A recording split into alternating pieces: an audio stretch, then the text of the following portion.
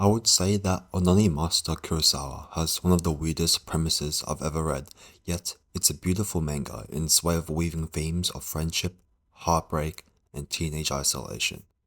Looking at the first chapter, I would have never known it would turn out to be such a great read, so thank you, Cosmog783, for the recommendation.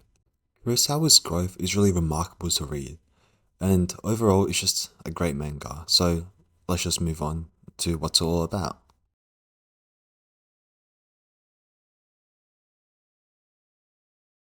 In the first chapter, we're immediately introduced to a 14-year-old boy jacking off in the girls' toilets.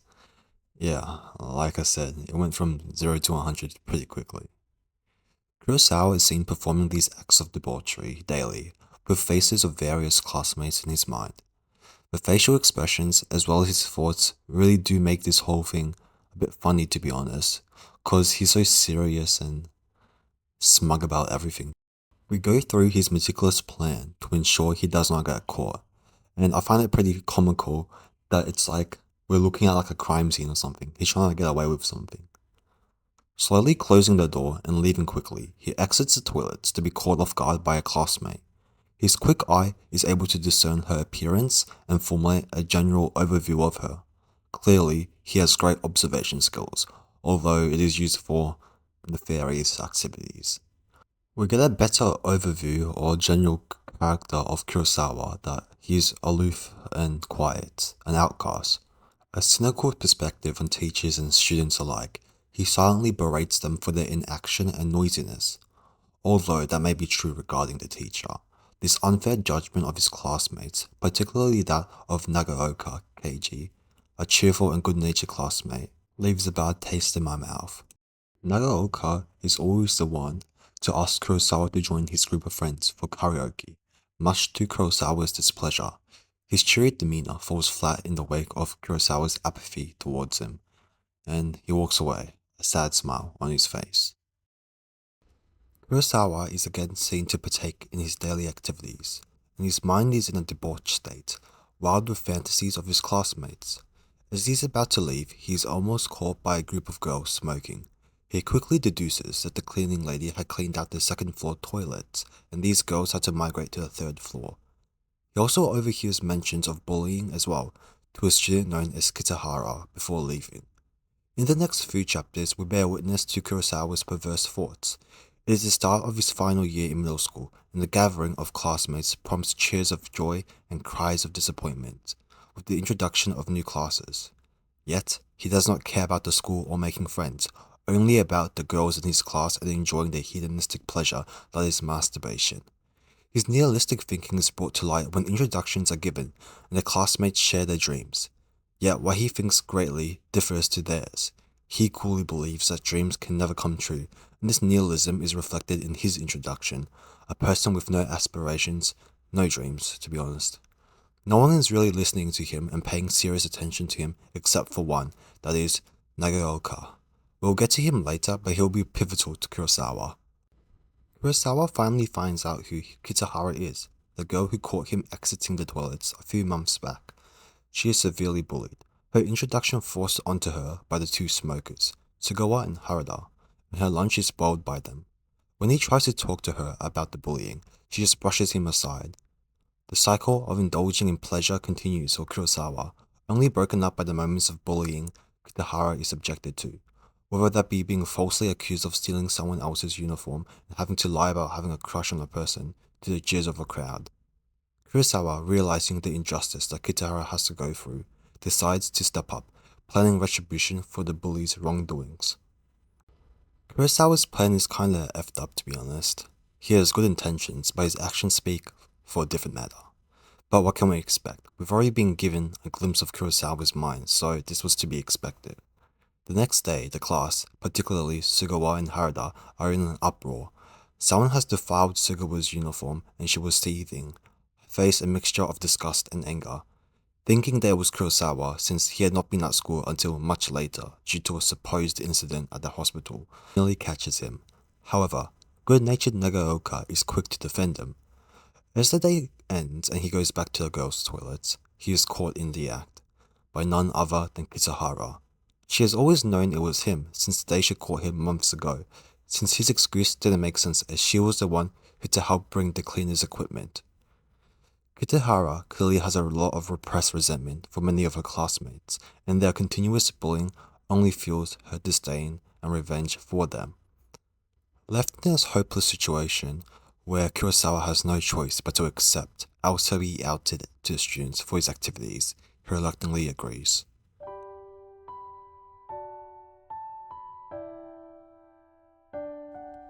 Kurosawa loves reading. It brings him a sense of peace, of tranquility, an irreplaceable moment it is for him as he describes in these panels. But today seems to be one of misfortune for him, for he is sheltered with many other students, their laughter and noisiness shattering the calm and serene atmosphere that is the library. Amidst the laughter and conflicting thoughts he has, a person interrupts his musings. It's Takagawa. For perhaps the first time in his life, a female classmate has spoken to him without any disdain or disgust. Kurosawa doesn't really know how to act properly, judging by his staring of her, his hesitation and the sweat creeping down his face. It is honestly a surreal experience for him. Yet, they both share a common interest, the love of books. And this prompts good conversation between the both of them. As she bids him goodbye and he walks to the toilets to meet up with Kitahara, he makes up his mind to agree with her plan. His first target is Naito Kyoko, an accomplice in Kitahara's bullying. The day after, he commits the deed, and he is finally let go. But now, we still see Kitahara has him at her beck and call. Perhaps drunk on her now easily obtained power over the girls, she would decide to use it more recklessly as she digs herself a deeper hole, born out of revenge. Her dark rendition does allude to this, with her face shrouded by the shadows. On a more brighter note, he meets up again with Takigawa, and with each interaction, they grow closer and closer to one another. Kurosawa opens up a bit more as well, and there is a tentative friendship forming between the both of them. The school trip provides many opportunities for new connections to be made, yet Kurosawa is still bored. He still fantasizes about girls, specifically Takigawa, and it seems that this part of him will remain for all of his life. Slowly, there comes a realization that this boredom he finds himself in is not all that bad as he makes it out to be. From this statement alone, we realize that Kurosawa is indeed growing, albeit a little bit slowly. His interaction with Takigawa, coupled with Nagaoka's insistence, do play a part in coming out of his shell. There seems to be hope upon the horizon, but that is crushed by Kitahara. Ecstatic about obtaining a powerful tool to inflict punishment among other classmates, she forces Kurosawa to punish two people for very trivial reasons that even Kurosawa cannot comprehend. Her irrational thinking is further reinforced by her lack of planning when it comes to dealing with one of the people, the girl Yashiro Mako. But I cannot give Kurosawa any sympathy himself. He himself has done things egregious and both have dug themselves a hole that they now cannot escape from. Kurosawa looks to be back to his old ways, and as he approaches the couple in order to fulfill Kitahara's revenge, something stops him. Looking at these two people so affectionate to each other, he hesitates. Perhaps he has realized that their love should not be defiled like that.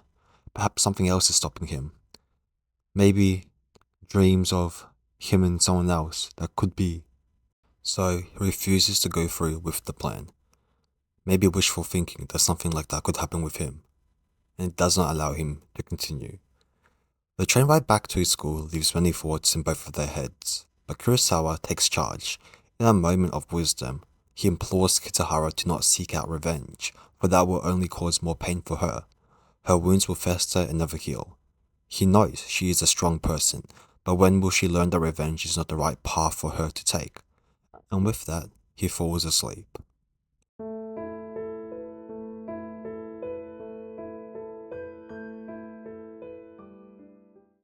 The next few chapters, we see Kurosawa partaking in the karaoke session with Nagaoka and his other friends. Clearly, Kurosawa does not enjoy this, so he takes a break outside to which he meets Takigawa. They decide to go to a movie together. As he spends more time with her, an indescribable feeling blooms within his chest, and as she waves him goodbye, he is overcome with an uncontrollable feeling in his groin area. Is it lust or is it love? He does not know. Kurosawa is clearly panicking, and this is the first time that this has happened to him. Rushing to the toilet, he commits the deed, and after, instead of the high and satisfaction that he normally feels, he is overcome by repulsion and throws up. Unlike the previous things he did to the other girls, this one is more personal. He does not feel in his heart to violate the image of Takegawa, as opposed to the other various classmates. He has a connection with Takegawa. We see him wandering the city and in his bed, his shirt stating decadent, a very fitting description of him, in a state of moral decay or deterioration. In the next chapter, we see Takegawa reveal a little bit more of her past to Kurosawa, stating that she was always a shy and quiet kid, never one to mingle with the crowd, but that all changed when she went into middle school. She dressed up and wanted to be more outgoing, and she did just that. As she leaves, she tells him that she was always waiting for her soulmate to appear in front of her, and judging from Kurosawa's reaction, he is in a state of shock and disbelief. It is him. Left with a sense of euphoria, he can't wait to see her the next time around. We then switch to Kitahara demanding Kurosawa that Takegawa must be soiled, much to his anger and frustration. Left with no other justification other than if he won't, he will regret it, we see that Kitahara has become much more darker. The pitch black background whenever she steps into the panels indicates her volatile thoughts, and Kurosawa, sensing this, begins to harbor feelings of uncertainty. Even his happy encounter with Takegawa doesn't do anything to rid such feelings. Class begins next day in an uproar. Nagaoka has gotten himself a girlfriend. Numerous congratulations and cheers follow him. Then the girl walks in. It's Takegawa. Kurosawa feels his soul shatter. It's extremely tough to create relationships when you have no guidance over how to form one, but Kurosawa did just that, and with Takegawa, maybe his first ever proper relationship. And the hope that he had felt, the love, is now extinguished. As Nagaoka introduces his girlfriend to them, Kurosawa has a haunted look in his eyes. Words cannot describe the emotions that are swirling in his chest right now. For a first love to be swept up and in his eyes taken away must be heart-wrenching. As he contemplates this mess in the girls' toilets, Kitahara outside the cubicle reveals to him that she feels just the same.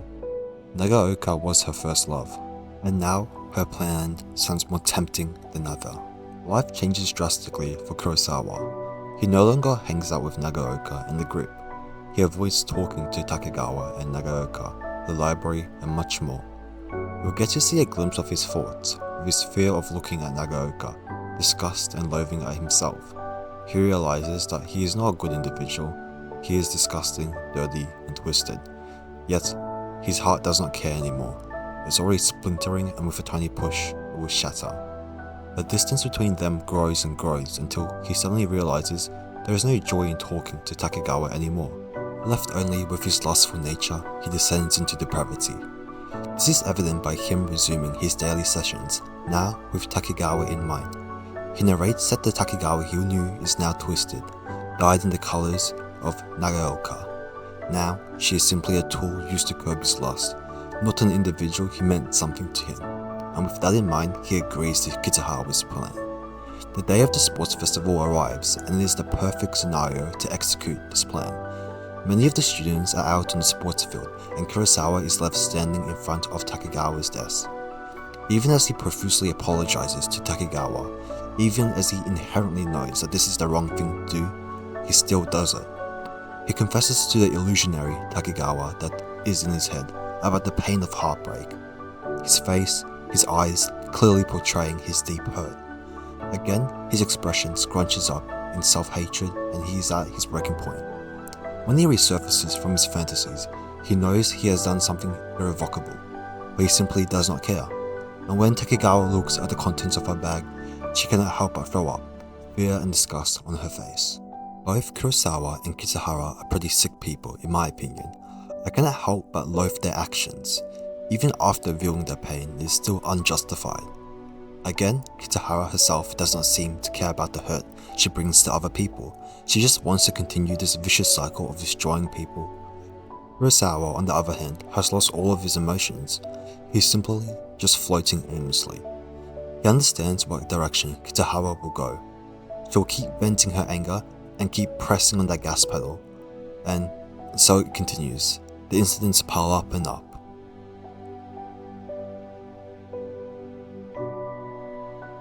As Kurosawa drifts off and avoids the friend group, and as he also descends deeper and deeper into that dark hole, it feels as though it is nigh impossible to get out. That is, until he stumbles upon something in Takegawa's locker, a picture of the four of them in front of the amusement park. It held so many joyful memories for her, breaking out from her old group and meeting new, irreplaceable people, experiencing love and much more. She treasured these memories. For a girl who was gloomy and couldn't interact well with others, this group of people was something she did not want to lose. And Kurosawa cannot help but cry. It was all his fault. When she was scared and lost, she still drew this and held on to this memory, not realizing that it was him. He was the one who casted a shadow over her heart. He was the one who made her lose her spark. She was indeed like him, but unlike him, she decided to have the courage to change. And as he was slowly coming out of his shell, she had already moved on. Perhaps he would have had a chance. After all, they bonded over the love of reading, but it was simply too late. And he could not accept this. His anger and love blinded him to do the most vilest of things. He has damaged the relationship between his friends and hurt them beyond repair. And so, he makes up his mind. When Kitahara confronts him again, getting angry because he has not done what she had asked of him, he does not care anymore. The deal had already expired, and now it is time to face the music. He knows what he must do. Before we all go home, there's something I would like to say to everyone.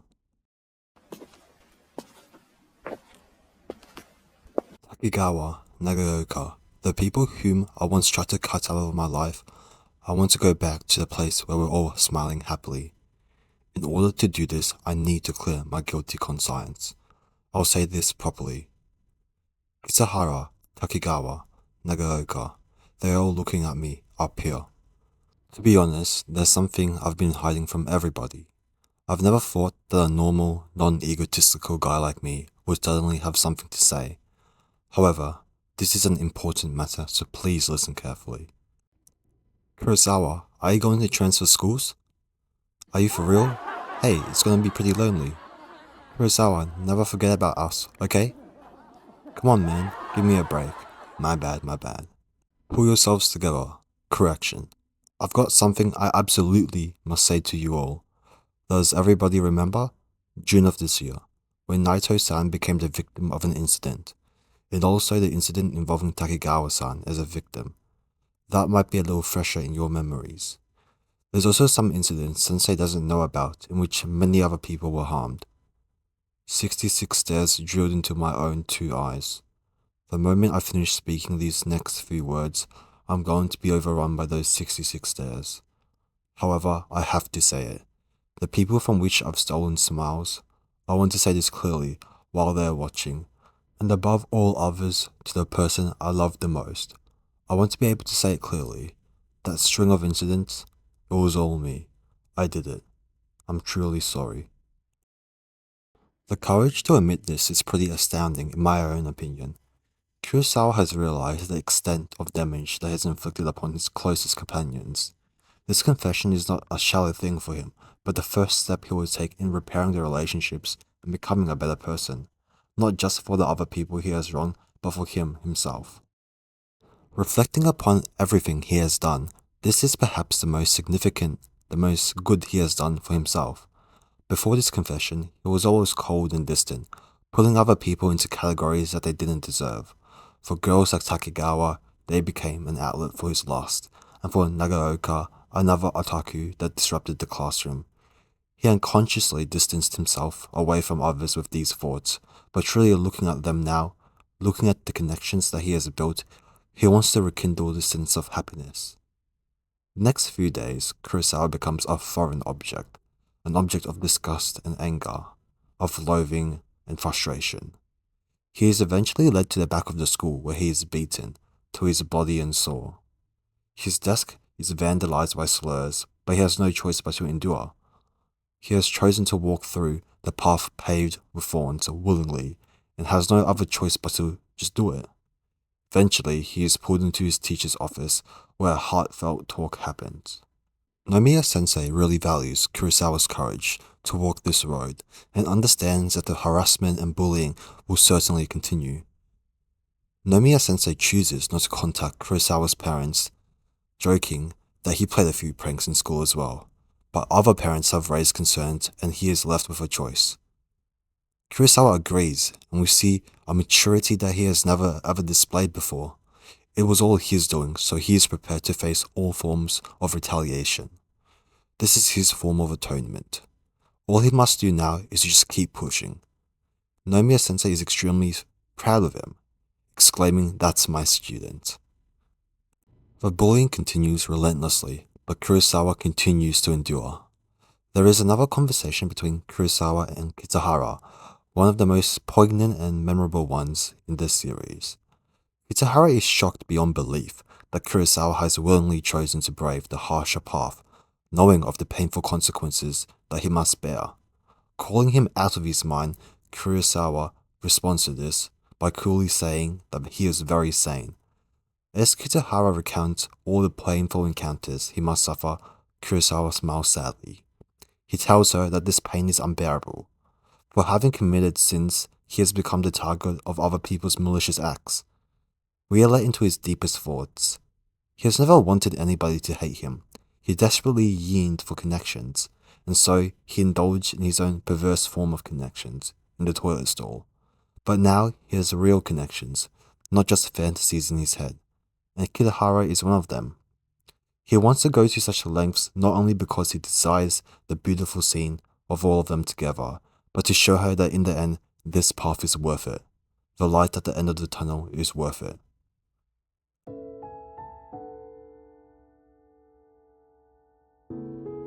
With her resolve strengthened by his interaction with Kitahara, life continues as normal. Bullying and isolation are constants now, but he accepts this. There is substantial growth in Kurosawa's character now. We see a calmer, cooler, and more resilient person, trying to amend his wrongdoings in any way he possibly can. However, he still cannot show his face to Nagaoka, ashamed at his actions. He cannot reach out a hand to rekindle their friendship, but Nagaoka can. He comes running back to Kurosawa asking him to stretch with him in their gym class, and Kurosawa, with genuine sincerity in his heart, holds out his hand. "Thank you." A friend so supportive and kind to him, Kurosawa will never ever relinquish this ever again. The days are still rough. There is an extreme of harassment, but with Nagaoka in his corner, he can do anything. However, the same cannot be said for Kitahara. Spiraling into an extremely dangerous state of mind, the bullying towards her escalates. Another conversation with Kurosawa gives insight into Kitahara's state of mind. Unlike him, she cannot endure. She has always wanted to kill those who bullied her, and she intends to let Kurosawa go and estrange herself, but he refuses. She breaks. Resentment, anger, sadness, pain. Her emotions flow out of her as she screams at him. She is different than him. Why can't he realize that? She swears at the idiocy of his happiness. She can never feel happy. All she wants is for Arai, Haruna, and the others to suffer cruelly, and then she turns on herself. Her heart, she cries, is pitch black. She's a coward, forcing him into an agreement that solely benefits her. She bitterly wishes for others to suffer. She cannot change. Kurosawa acknowledges this, but he tells her as he leaves that he will always be there for her. All she needs to do is just reach out. The next person on his path to atonement is Takegawa. Takegawa was one of his first real connections he has had, and upon his confession in front of the classroom, she was in disbelief that a friend so dear to her could do that, but she was also quick to forgive. Seeing him gathering up his courage to apologize in front of the entire class is what she believes is enough for her to forgive him. But it is harder said than done. Still lingering with the hurt and betrayal of a close friend, she cannot muster any words when seeing him, for there is a fear of him and his actions. She is worried when he is dragged off to get beaten, and her worries are intensified each passing day, but she cannot find it in her heart to forgive him. She cannot muster up that courage. However, that changes when she witnesses Kurosawa and Nagaoka. When she talks to Nagaoka about his relationship with Kurosawa, we can see how desperately she wants to forgive, but no matter how hard she tries, she simply cannot. Fears of him betraying her again acts as a constant buffer, and she murmurs how terrible of a person she is, which is false. Sometimes one has to realize that forgiveness takes a long time. One can't be simply as quick and accepting as Nagaoka did. Each person thinks and feels independently from one another. Nagaoka realizes this, reassures her that it is natural to have doubts, but lets in on how much Kurosawa has changed as a person. He has known Kurosawa since around second year, but it was the first time Kurosawa had thanked him for all that he had done. He was so happy that Kurosawa had changed, and Takegawa, realizing that, understands now. Understands the feelings of trying to change and the hardship that accompanies it. And so, we cut back to Kurosawa apologizing to her in the library, and she forgives him. Overcome by her good-natured personality, reminiscent to that of Nagaoka, he cannot help but cry, remembering how much hurt he had inflicted upon her and her subsequent kind demeanor towards him. And with him fulfilling his promise to her, his life now has a purpose. Life moves on, and with it, exams are underway. An interesting development unfurls between Sugawa and Kurosawa when they are in supplementary classes. They are both the only ones in class, and Sugawa is stuck on a question, so Kurosawa helps her out. Immediately riled up, she cusses and insults him, to which he just responds with a smile. A tentative friendship forms between both of them, and as Kurosawa helps her prepare for her exams, it blossoms into maybe something else. It's nice to connect with people, he thinks, as he watches her facial expressions. Having been exposed to vitriol and disgust, these happy expressions are very rewarding to him, as they indicate not only his growth, but the acceptance of others. The same cannot be said for Kitahara, unfortunately. An incident occurred in which she was basically being bullied yet again by Arai and Haruna. Without warning, she grabbed the U-gorge and stabbed it straight into her hand, shaking up the bullies. As she was being carried off to the infirmary, we see she has a twisted smile on her face, clearly enjoying the fear on their faces. And after that, she never came to school anymore and never came to graduation. We learn from her classmates in the high school that she attends that she stopped attending it after 2 weeks, and from Nomiya-sensei that the school that she went to was of low admission quota.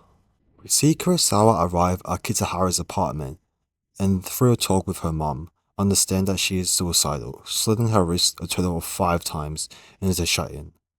He goes to her room to talk to her, regret in his heart, and now the roles have been reversed. Instead of him hiding behind that door, it is her. The scene cuts back to Kurosawa talking to Sugawa on the train back home. The talk was unsuccessful, as Kitahara did not wish to come to the reunion, and we learn that Sugawa has regrets about the bullying and would like to apologize to Kitahara. There is also perhaps a budding love between Sugawa and Kurosawa as well. As the months tick down to the day of the reunion, Kurosawa always shows up to talk to Kitahara, but to no avail. And the day of the reunion comes by. He talks to Sugawa about his unsuccessful efforts. His classmates all look different now, all sporting different appearances and styles, but Kitahara is still not here. Asking them to go on, he cycles back to Kitahara's apartment.